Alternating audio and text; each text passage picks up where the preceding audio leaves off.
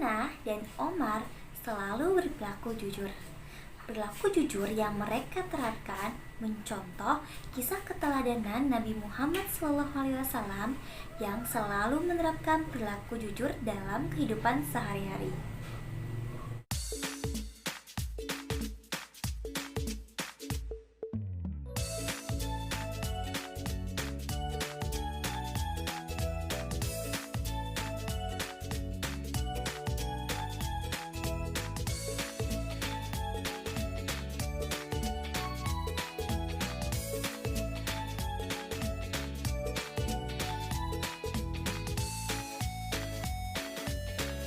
Assalamualaikum warahmatullahi wabarakatuh. Halo adik-adik, senang sekali berjumpa dengan adik-adik hari ini. Oh ya, kita udah lama ya nggak tanya kabar. Nah, hari ini Miss mau tanya kabar kalian dengan sebuah pantun. Dengerin ya. Tapi pantunnya apa ya? Miss juga belum tahu nih. Oh ya, di rumah ada seorang ibu, di sekolah ada seorang guru. Apa kabar adik-adikku? Senang sekali berjumpa denganmu.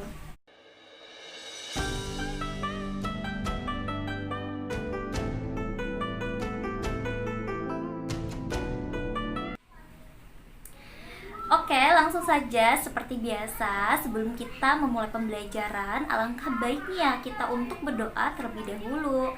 Berdoa dimulai.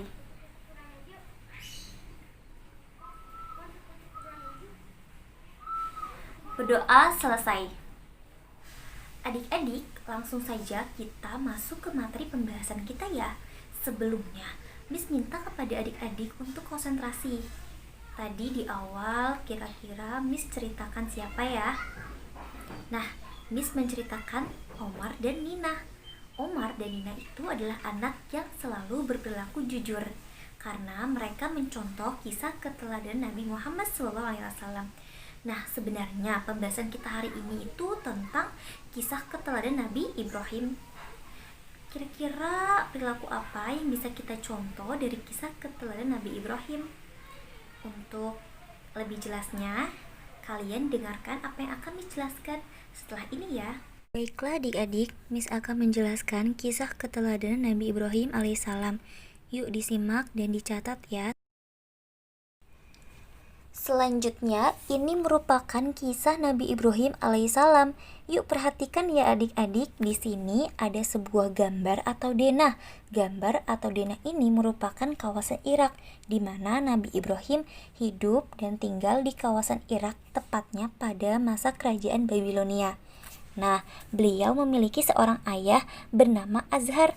Ini merupakan foto dari ayahnya Nabi Ibrahim yang bekerja sebagai pemahat patung berhala. Jadi ini adik-adik, pada masa Nabi Ibrahim masyarakatnya menyembah berhala sampai-sampai kalian tahu kan Nabi Ibrahim kebingungan dan dia akhirnya menghancurkan berhala-berhala tersebut dan mengalungkan sebuah kapak. Kalian juga pasti masih ingat dong apa yang terjadi setelah ini? Iya, betul. Ini merupakan peristiwa yang tidak bisa kita lupakan karena peristiwa terbakarnya atau dibakar Nabi Ibrahim ini adalah peristiwa yang selalu kita ingat. Kalian tahu, ada campur tangan pada peristiwa itu, campur tangan Allah ya. Atas kehendak Allah, Nabi Ibrahim akhirnya tidak jadi terbakar. Karena itu masyarakat kebingungan kenapa api itu tidak bisa membakar Nabi Ibrahim. Nah, makanya itu kita harus percaya atas segala kehendak Allah ya adik-adik. Setelah diangkatnya Nabi Ibrahim menjadi seorang nabi, kalian tahu apa yang terjadi? Iya, segala cobaan masih dihadapi oleh Nabi Ibrahim. Nabi Ibrahim berdakwah dengan sabar dan tabah, meskipun masyarakat pada saat itu masih suka menyembah berhala.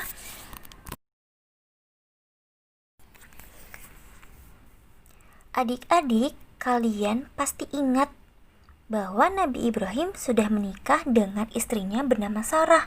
Tetapi Sarah belum juga memberikan karunia kepada Nabi Ibrahim. Padahal Nabi Ibrahim sangat menginginkan seorang anak. Dan akhirnya Sarah mengizinkan dan juga menyuruh Nabi Ibrahim untuk menikahi pelayannya bernama Hajar.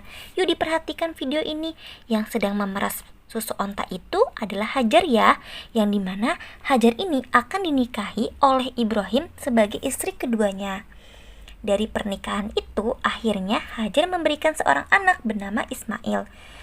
Adik-adik tahu kan kenapa Nabi Ibrahim disebut dengan bapaknya para nabi? Karena Ismail juga nantinya akan menjadi seorang nabi.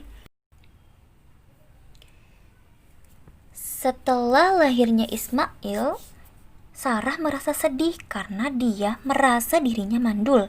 Oleh karena itu, Nabi Ibrahim berpikir untuk mengajak Hajar bersama anaknya Ismail pergi dari kediaman Sarah agar Sarah tidak sedih lagi. Nah, coba kalian bayangkan sosok Nabi Ibrahim sebagai seorang ayah dan juga suami sangatlah adil kan, adik-adik? Nabi Ibrahim dan Hajar serta anaknya Ismail terus berjalan melewati padang pasir yang sangat panas. Kalian juga adik-adik pasti masih ingat dong peristiwa ini, yakni di mana peristiwa Nabi Ibrahim meninggalkan Hajar bersama anaknya di tempat yang sangat panas itu, namun dekat dengan Ka'bah. Nabi Ibrahim berdoa supaya Nabi Ibrahim ketika meninggalkan Hajar dan Ismail, mereka lebih dekat kepada Allah dan sering beribadah. Setelah kejadian itu, Hajar pun merasa sedih, tapi dia berpikir bahwa apa yang terjadi adalah kehendak Allah Subhanahu wa taala. Nah, adik-adik, kita perlu mencontoh Nabi Ibrahim juga Hajar ya, karena mereka selalu ikhlas menerima apa yang Allah berikan kepada mereka.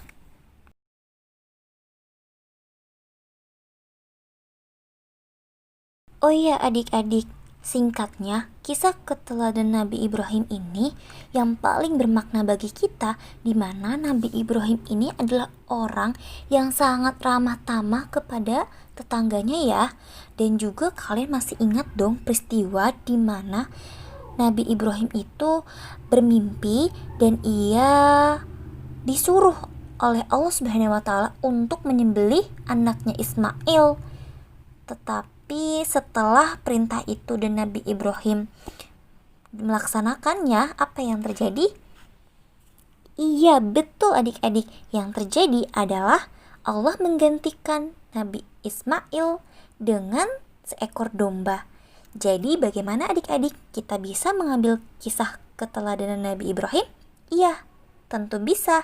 Karena dari kisah-kisah tersebut, yang paling bermakna adalah kita harus mematuhi segala perintah Allah, karena di balik itu pasti banyak kebahagiaan.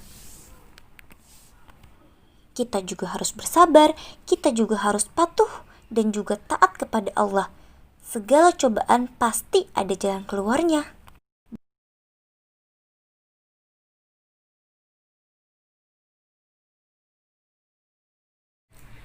Adik-adik, bagaimana penjelasannya? Sudah paham belum? Tak terasa kita sudah sampai pada akhir pembelajaran. Nah, sebagai kesimpulan, Miss ingin mengingatkan dan mengatakan kepada adik-adik bahwa dalam kehidupan sehari-hari kita perlu taat dan patuh kepada Allah Subhanahu wa taala. Dengan kita taat dan patuh kepada Allah Subhanahu wa taala, maka Allah akan menggantikannya dengan yang lebih baik. Seperti yang dicontohkan pada kisah Nabi Ibrahim. Nabi Ibrahim menyembelih Nabi Ismail yang sangat ia cintai dan Allah gantikan dengan seekor domba. Oh ya adik-adik, nanti di akhir pembelajaran Miss akan memberikan pertanyaan yang harus kalian jawab ya. Sekian dari Miss, terima kasih sudah memperhatikan. Kurang lebihnya mohon maaf. Wabillahi taufiq wal hidayah. Wassalamualaikum warahmatullahi wabarakatuh.